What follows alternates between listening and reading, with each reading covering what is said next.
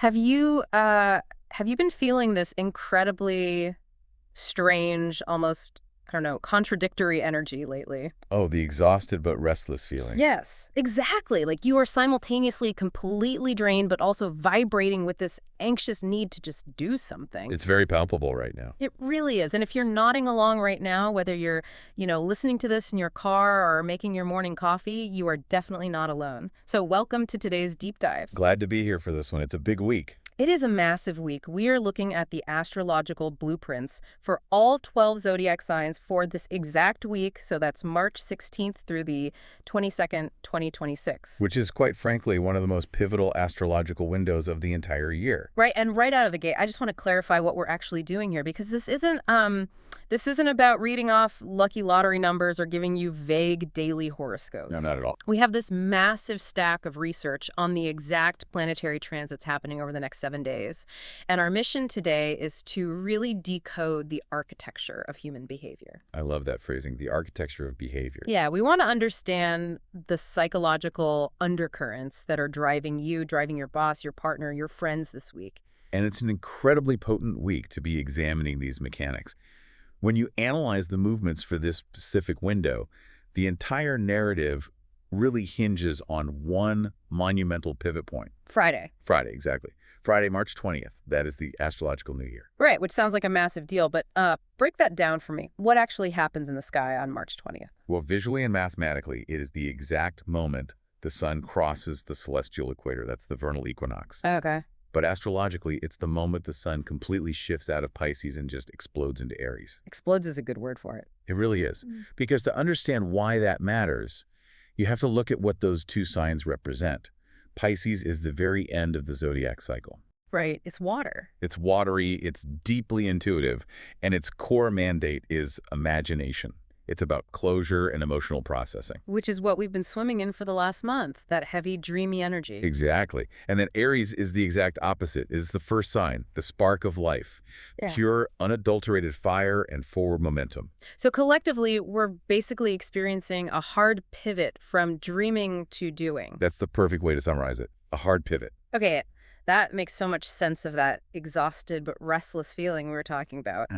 We are literally at the finish line of a marathon, totally exhausted from the emotional processing of Pisces season. But you can see the starting gun for the next race being loaded. Right. And that's why this matters so much for you, the listener. If you've been wondering why, I don't know, your normally relaxed coworker is suddenly snapping at people. Or why your highly social best friend has ghosted the group chat to stay home and read a book. Exactly. The mechanics of this week explain all of it. So let's jump right into the spark of the equinox. We're starting with the fire signs. It only makes sense to begin with the sign of the hour. For sure. Let's look at Aries, covering March 21st to April 19th. The overarching theme for them right now is awakening and rebirth. They are essentially the match that lights the fire for the rest of the zodiac this week. Okay, let's unpack this. Because on March 20th, the sun enters their first house. Right. The first house is the sector of self, of identity, physical appearance, and outward expression. So when the sun, which is, our core vitality, hits that house. It acts as a massive spotlight. Yeah. It is a cosmic mandate for Aries to step up, be seen, and take the lead. They are quite literally the protagonist of the zodiac right now. Okay, wait, let me stop you there. Because I'm looking at the rest of their chart for this week, and I'm seeing a massive contradiction. Ah, yes. The Mars placement. Right, yes, the sun is in their first house and go, go, go. But their ruling planet, Mars, is currently sitting in Cancer. Which changes the dynamic entirely. Because Cancer energy is intensely protective, right? It's domestic. Yeah. So how does an Aries handle being told by the sun to go conquer the world while their own ruling planet is basically telling them to stay inside and guard the castle? That is the exact psychological tension defining the Aries experience this week. Because Mars is the engine of an Aries. It dictates how they assert themselves. And Cancer is a water sign. Deeply connected to emotional security, the home, the mother archetype. Huh. So when you put the warrior planet into the sign of the home, the engine is geared toward retreating. Toward protecting. Exactly. So you have this intense friction. The desire to retreat is actively battling against the mandate to shine. Man, that sounds exhausting. And Aries right now desperately wants to launch this new version of themselves. but they are hyper-aware of their emotional vulnerabilities. They're looking at their personal sanctuaries and wondering if those foundations are actually strong enough to support this huge new identity. Right. And we know a bit about where this new identity is coming from because of the post-eclipse energy from last weekend. Yeah, the sources indicate Aries is emerging from a severely foggy period, specifically regarding their career. They've been empowered to cut ties with the professional path that just doesn't fit anymore. And think about what that actually feels like on a human level. You've been sleepwalking through a job, a career trajectory that is completely out of alignment with your soul. It's draining. And then last week's eclipse swings through like a wrecking ball. The fog clears instantly, and now this week, you step out of that wreckage and directly into the blinding spotlight of the first house sun. It's a profound moment of clarity. But we have to remember that clarity can be terrifying. Because you're stripping away a layer of your identity. Exactly. You aren't just changing your daily commute. The eclipse energy we just moved through is notoriously ruthless about removing what doesn't serve you. So stepping into this protagonist role isn't about feeding their ego at all. No, it's a matter of survival and reinvention. They finally have the vision, but they're navigating that extreme emotional vulnerability of Mars in Cancer while trying to execute it.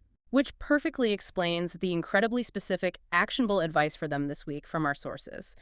The recommendation is to use that massive surge of energy arriving on Friday to start a physical project. That is brilliant advice for a fire sign. I find that fascinating because it addresses the tension head-on. If your mind is swirling with massive career gifts and identity crises, and you have these defensive emotional instincts, You cannot just sit on the couch and think about it. you will short circuit. You need to ground that erratic, high-voltage protagonist energy into something tangible. Moving your body, building a bookshelf, tearing up the garden. Yes. Somatic physical movement gives that massive psychological pressure a safe place to land. Because physicality is the ultimate grounding mechanism. When the internal landscape is chaotic, ordering the physical landscape brings immediate relief. Well said. And speaking of expanding horizons, if Aries is starting the fire, our next sign is the one fanning the flames outward. Let's look at Leo, covering July 23rd to August 22nd. Their core focus this week is expansion and philosophy. Because the sun, which is Leo's ruling celestial body, is moving into Aries. Which lights up the Leo ninth house of travel and wisdom. What's fascinating here is the transition they experience. Because they don't start the week with that clarity, do they? Early in the week, they are dealing with a Sun-Neptune influence. Help me understand what that actually feels like for a Leo on, say, Tuesday. Well, Neptune is the planet of illusion, dreams, and the collective unconscious. When the sun interacts with Neptune, it creates a fog. And Leos normally thrive on clear, radiant self-expression. Right. So a Sun-Neptune transit feels like trying to read a map underwater for them. Oh, that's a great visual. They might feel lethargic, confused about their goals, totally bogged down by emotional undercurrents they can't quite articulate. They're lost in the weeds. But then Friday hits, the Astrological New Year arrives, the sun moves into Aries, and it activates their ninth house. How does that burn off the Neptune fog? The ninth house is the realm of the higher mind. It governs philosophy, long-distance travel, higher education, our overarching belief systems. It's the house of the wide lens. Exactly. When the blazing Aries sun enters this sector, the water evaporates instantly. The confusion of Neptune is replaced by a razor-sharp, expansive vision. I see. It's the psychological shift from a local perspective to a global one. Yes. Imagine a Leo who, on Tuesday, is totally consumed by office politics. They're stressed about who said what in the break room, the microscopic details of an email chain. Just totally bogged down in the mundane. Right. That's the local perspective clouded by Neptune. By Friday, that ninth house energy hits, and they suddenly zoom out. They stop caring about the break room entirely. They start looking at the trajectory of their entire industry. They start asking, what is my grand purpose here? They start thinking big. And because the ninth house demands literal, physical expansion as well as mental expansion, the prompts in the source text for Leo this week are very direct.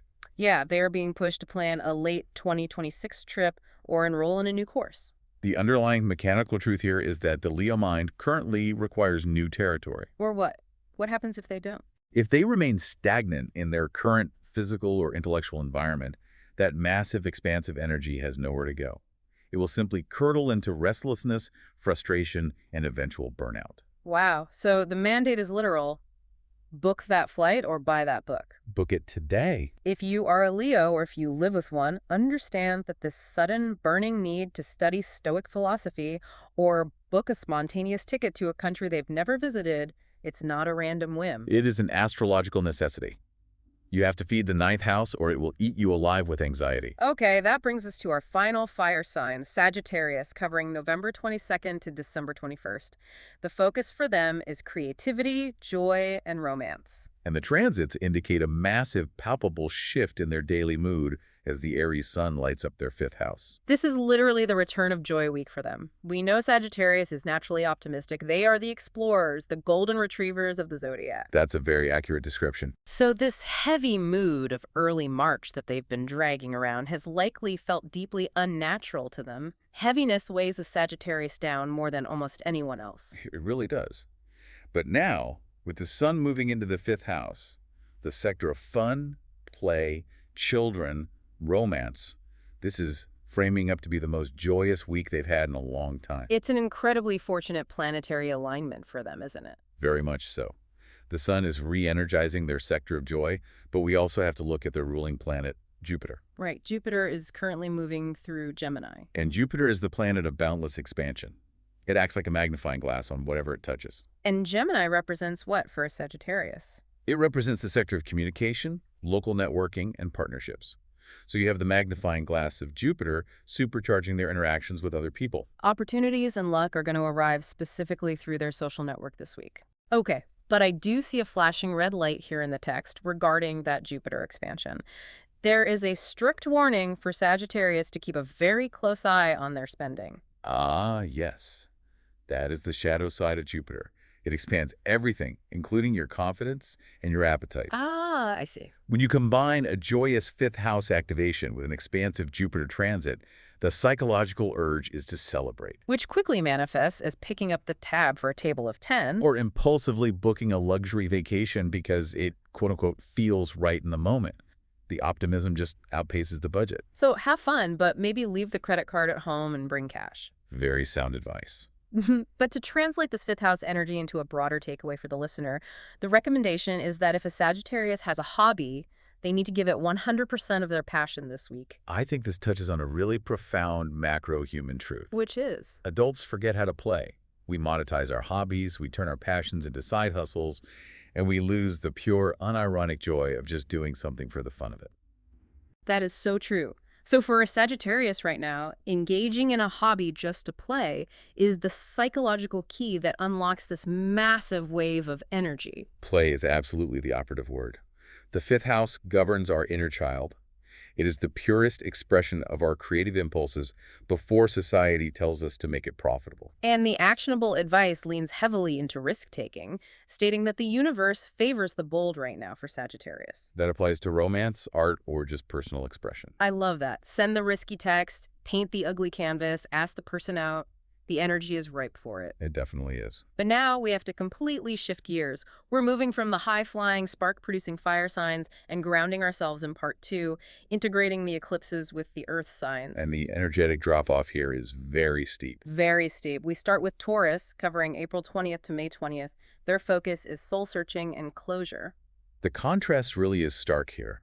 Because while the fire signs are launching outwards onto the stage, the March 20th equinox is moving the sun directly into the Taurus 12th house. The 12th house. Historically and psychologically, that's the deepest, most hidden realm of the chart, right? Yes. It governs the subconscious, institutions, self-undoing, and the things we keep hidden even from ourselves. So the vibe for Taurus shifts dramatically from social interaction to deep spiritual processing. They were digesting the massive emotional shifts triggered by the recent Virgo eclipse.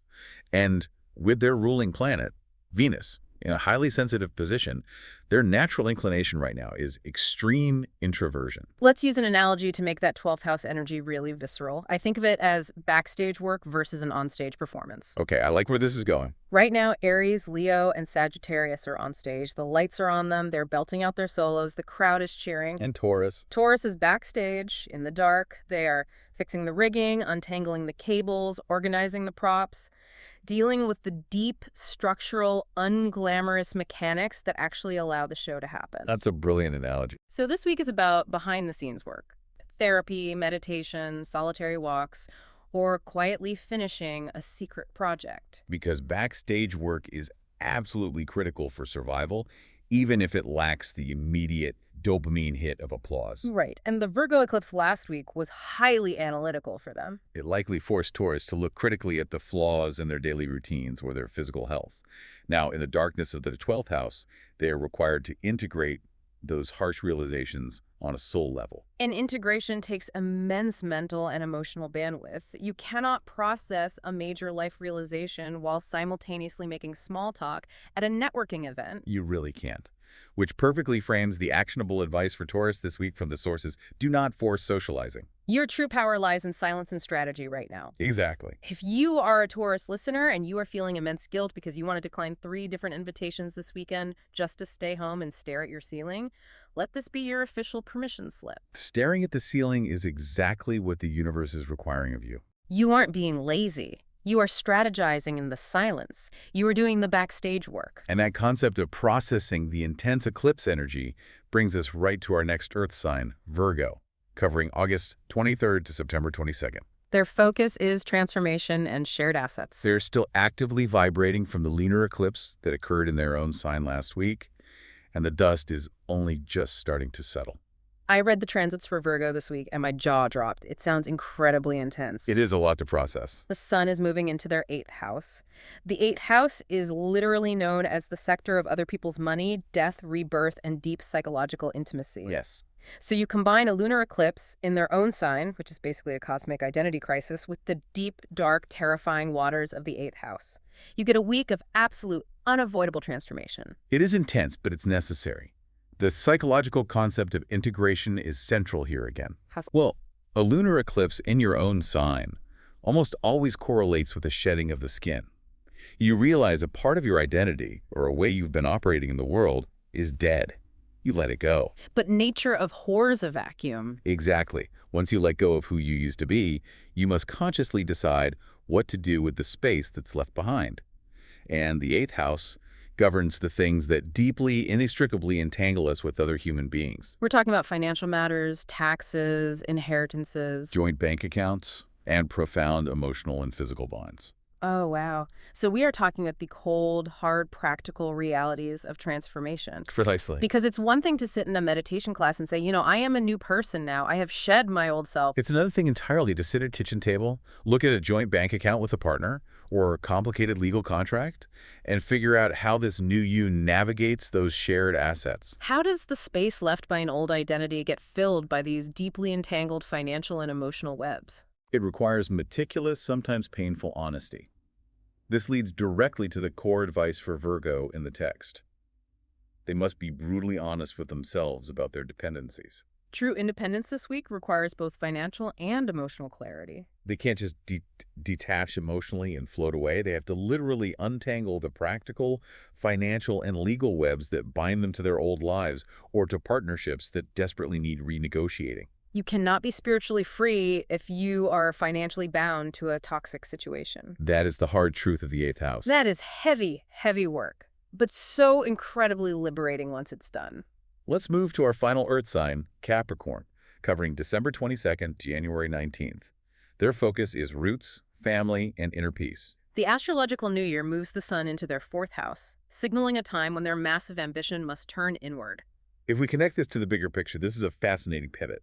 Capricorn is traditionally the CEO of the Zodiac wheel. Right. Their natural, comfortable resting state is focused on the 10th house of public achievement, career legacy, external, climb the mountain ambition. But right now, the sun is plunging into the 4th house.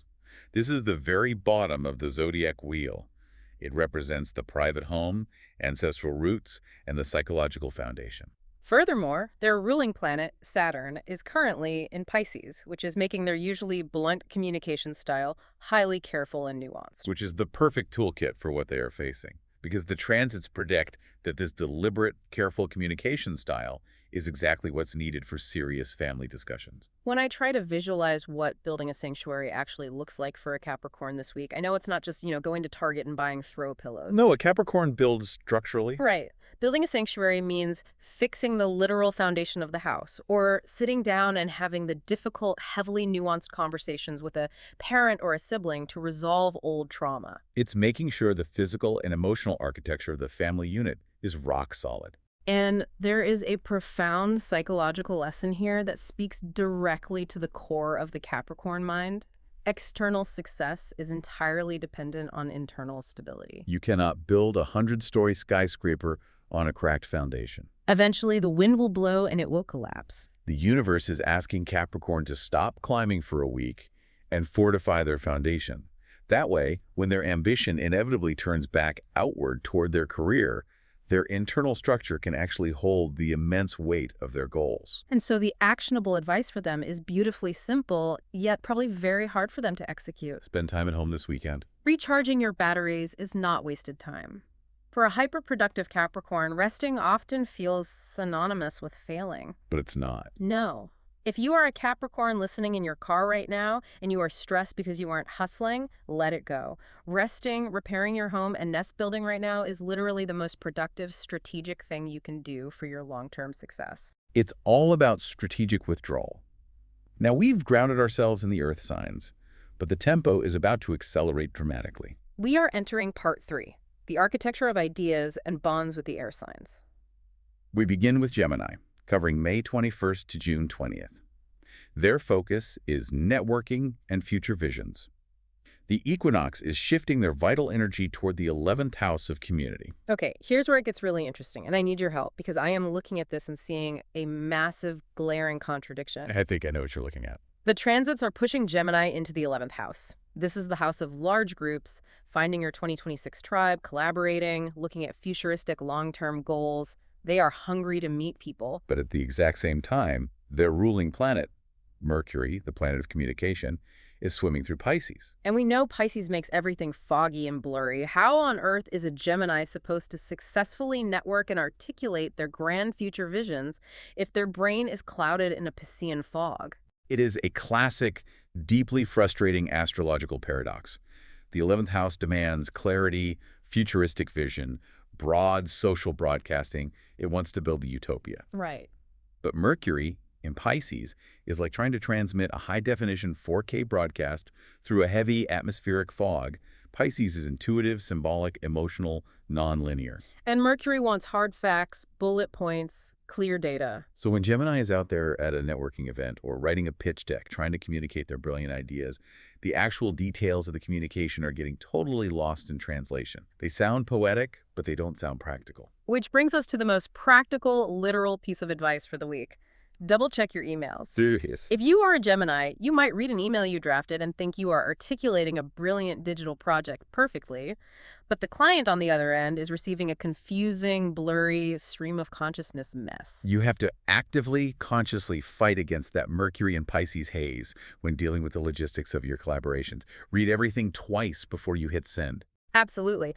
But we also have to look at why this networking push is happening right now, despite the fog. Well, Gemini has just gone through a heavy cleansing period over the past week. Right. They have likely cleared the deck, removing social or professional connections that felt stagnant or lacked a long-term vision. They've created a vacuum. And now, that empty space is generating a massive gravitational pull for new visionary collaborations. They are desperately seeking alignment with their future trajectory, not their past baggage. And the workaround for the communication fog is brilliant. The advice suggests focusing on Wednesday and specifically reaching out to an old friend or a trusted mentor. It says a casual chat could spark $1 million idea. I love this because it bypasses the blurry professional email problem entirely. You go to someone you already have a shorthand with. A mentor or an old friend already knows your heart. They speak your language. The communication barrier is infinitely lower. But the visionary, idea-generating potential of the 11th house is still fully active.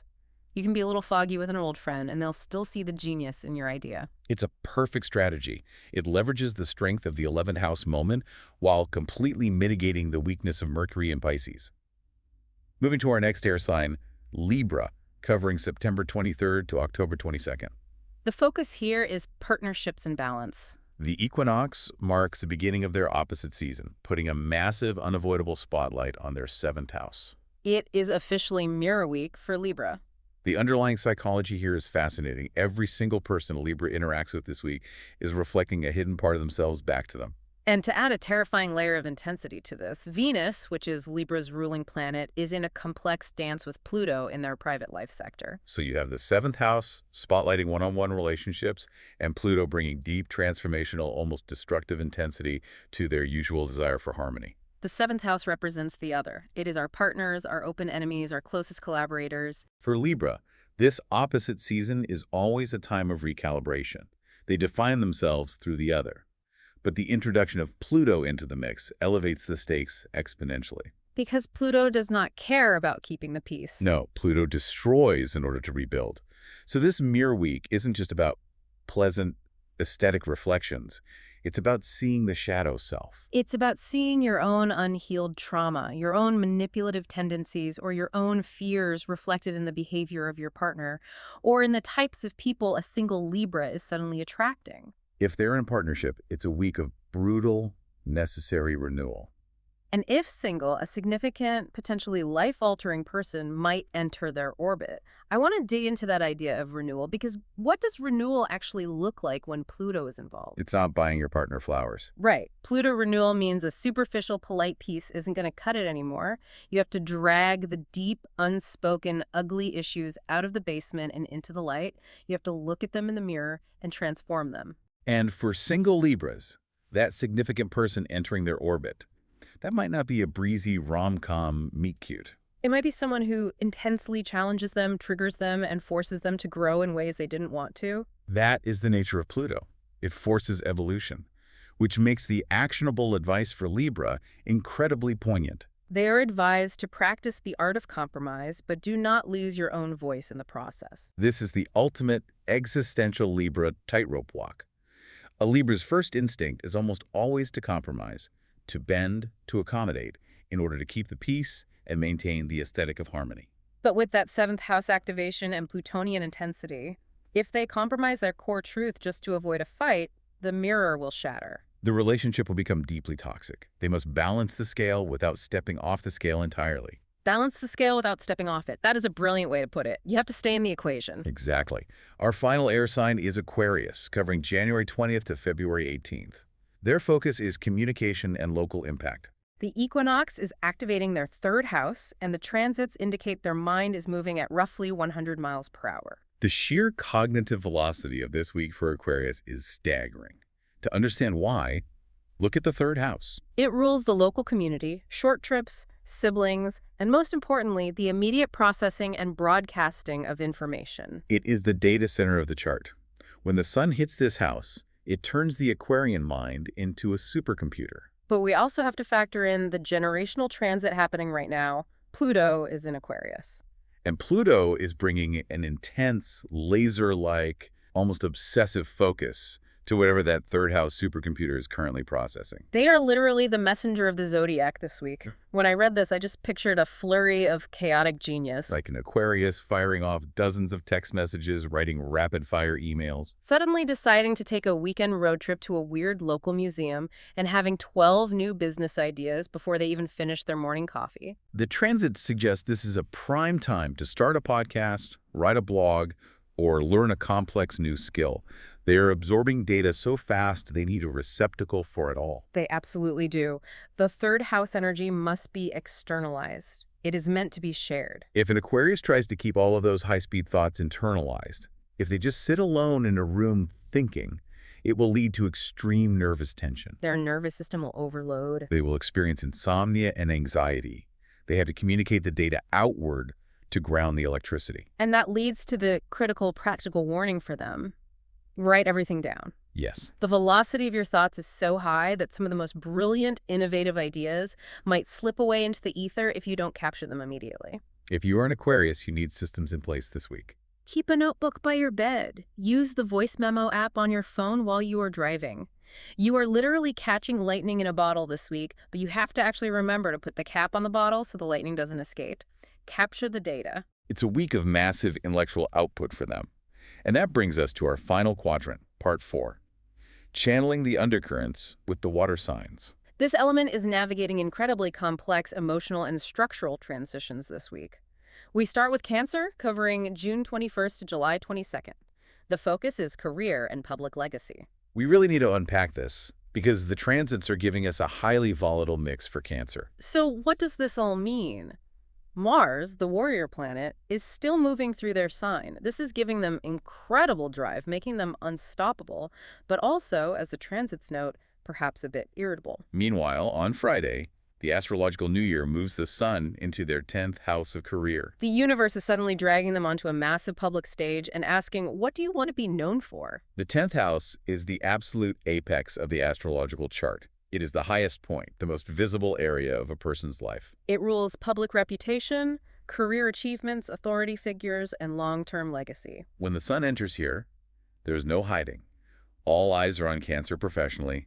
They are being evaluated. But the crucial, complicating detail is Mars in their own sign. Mars is the planet of aggression, ambition, and conflict. But when it sits in Cancer, a deeply emotional, sensitive water sign, it doesn't act like a traditional soldier. It acts defensively. It fights based on emotion, not logic. It is the mother bear protecting her cubs. So you have this fierce, emotionally charged, defensive warrior suddenly thrust into the bright corporate spotlight of the 10th house. I can feel the tension of that just thinking about it. The transits mention they might receive public recognition or a promotion for a project they've been grinding on since last autumn. But how do you handle all eyes on you when you are secretly feeling defensive, aggressive, and irritable? It's a complete pressure cooker. You're finally getting the spotlight and the applause you deserve, but your emotional fuse is incredibly short because of that Mars energy. Someone asks a simple question in a meeting, and you want to bite their head off. That dynamic is exactly why the actionable advice is so critical for them this week. They are warned explicitly. Watch your tone in meetings. You have the power, but don't let the Mars-Sun tension make you come across as too aggressive. A Cancer right now has the magnetic authority to command the room, ask of the raise, and secure their long-term legacy. But if they let the defensive irritability of Mars dictate their delivery, if they snap at a superior or alienate a team member, they could entirely sabotage a moment of profound professional power. They must consciously wield their authority with grace and strategy, not reactive defensiveness. Self-regulation is the entire game for Cancer this week. Regulate your nervous system. Take 3 deep breaths before you hit send on that message to your boss. Excellent advice. Moving on to our next water sign, Scorpio, covering October 23rd to November 21st. Their focus is habits, health, and service. The Astrological New Year shifts the energy into their 6th house, demanding a rigorous spring cleaning of their life. This raises an important question, psychologically speaking. Why is Scorpio a sign famous for its obsession with depth, extreme transformation, taboo subjects, intense power dynamics, suddenly hyper-focused on the mundane, boring, repetitive details of daily life? Why do they suddenly care about laundry? Exactly. The answer lies in the wider transits. Pluto in Aquarius is continuing to radically transform their foundational home life, while Mars in Cancer is pushing them toward massive spiritual and philosophical growth. These are deep water tectonic plate shifts. And the 6th house activation acts as the necessary grounding wire. In order for the human psyche to handle massive spiritual and domestic transformation without collapsing, the daily workflow must be absolutely refined and optimized. Oh, I love that concept. The boring stuff that makes life work. We're talking about the incredibly unglamorous actions, organizing the physical desk, fixing a broken sleep schedule, meal prepping on a Sunday. The eclipse energy from last week basically put a magnifying glass over Scorpio's life and showed them exactly what was broken in their daily routine. Now it is time to fix it. Because you can't undergo a massive, profound spiritual awakening if you are chronically sleep-deprived, eating garbage, and your inbox has 10,000 unread emails. The physical chaos blocks the spiritual growth. Precisely. The 6th house is the foundation of bodily and practical functioning. It is the routine maintenance required to keep the human machine running. Scorpio must channel their natural obsessive intensity into optimization. Instead of obsessing over a complex psychological dynamic with a partner, they need to obsess over the efficiency of their morning routine. They need to turn their intensity toward their health. Which is why the advice is to focus strictly on small, repeatable wins.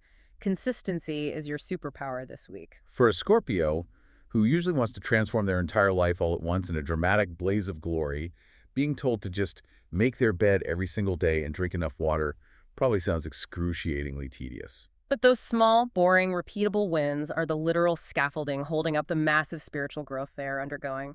Don't skip the boring steps. And finally, we arrive at the end of the zodiac wheel Pisces, covering February 19th to March 20th. Their focus is values and personal finances. As the astrological new year begins on Friday, the sun is officially leaving their sign. This is framed as a hard transition from dreaming to doing. It is the bittersweet end of birthday season for Pisces. You've had the sun in your sign for a month, warming you up, lighting up your dreams, your identity, and your sense of self. Now, the sun moves into your second house. But wait, there is a massive mental paradox happening here too, right? Because while the sun moves on, Mercury, the planet of thought, is still lingering in Pisces. So their intuition is incredibly sharp, but their logical processing feels, as you might say, a bit watery. It is a deeply complex transitionary phase. The sun moving into the second house shifts the core vitality toward resources, self-worth, material possessions, and income. It's the realm of tangible, hard assets. The second house demands spreadsheets and budgets. However, Mercury governs exactly how we think and process information. With Mercury still swimming in the intuitive, emotional, borderless waters of Pisces, they are being asked to tackle hard, financial, second house realities using a brain that currently prefers to speak in poetry, symbols, and dreams. You're trying to do math with colors. So how does a Pisces actually ground those birthday wishes into reality? How do they function? The advice is that it's a time to reassess what truly matters and ask how you can monetize your talents. You have to somehow take the beautiful, watery intuition of Mercury in Pisces and figure out how it translates into the cold, real-world currency of the second house. It requires a delicate blending of the two. A Pisces shouldn't force themselves to become a ruthless, logical accountant overnight. It will only lead to frustration. Instead, they should use their incredibly sharp intuition to sense where financial adjustments need to be made. Their gut instinct about a budget, a subscription they don't need, or a new stream of income is almost certainly correct right now, even if they can't immediately lay out a 10-page spreadsheet to prove it to anyone else. They need to trust their financial sixth sense. Which perfectly aligns with the highly practical takeaway for them. Just check your bank statements. The advice notes that a small, intuitive adjustment in your budget right now will lead to massive gains by the summer. You don't have to overhaul your entire financial life today or hire a wealth manager. Just open the app, look at the statement. Use your intuition to find the small leak in the boat, plug the leak, and watch how that compounding interest pays off over the next few months. It's about small, grounded actions. And really, that concept of grounding massive energy is the perfect summary of this week. It is a profound period of transition across the entire board. If we look at the macro-level narrative of all 12 signs, we are collectively moving out of the heavy, emotional, confusing fog of eclipse season and the final days of Pisces. We are collectively stepping into the aggressive, forward-moving, fiery, unapologetic energy of the astrological New Year in Aries season. We are waking up. We really are. It is a massive synthesis of human behavior. You have signs like Aquarius and Gemini balancing this high-speed, 100-mile-per-hour ideation and networking, trying to capture lightning in a bottle. Meanwhile, you have signs like Taurus, Capricorn, and Scorpio undergoing deep internal restructuring, focusing on the unglamorous, behind-the-scenes work of building foundations and staring at the ceiling. Understanding these shifting dynamics is your secret weapon. When you know that your Libra partner is in mirror week and projecting their shadow self, or that your Cancer boss is wrestling with Mars-induced defensiveness while stepping into the corporate spotlight, you don't have to take their behavior personally. You can navigate your work week, your friendships, and your own internal monologue with infinitely more grace, empathy, and strategy. Empathy and strategy are the key takeaways. And as we close out this analysis, I want to leave you with one final lingering thought. Go for it. We know the collective energy is shifting violently on March 20th. We are moving from Piscean dreaming to Aries doing. The cosmic mandate to move forward is absolute. But human beings have free will. Exactly. What happens if we refuse to make the jump? If the universe is demanding that all of us in our own unique house placements launch new versions of ourselves this week, what parts of your old identity are you stubbornly, perhaps fearfully, holding on to? Wow. And how is clinging to that dead weight actively blocking your next big breakthrough? That is a massive question to mull over as we head into the weekend and cross the threshold of the Astrological New Year. Let go of the dead weight, people! Thanks so much for joining us on this journey, and we will catch you on the next Deep Dive.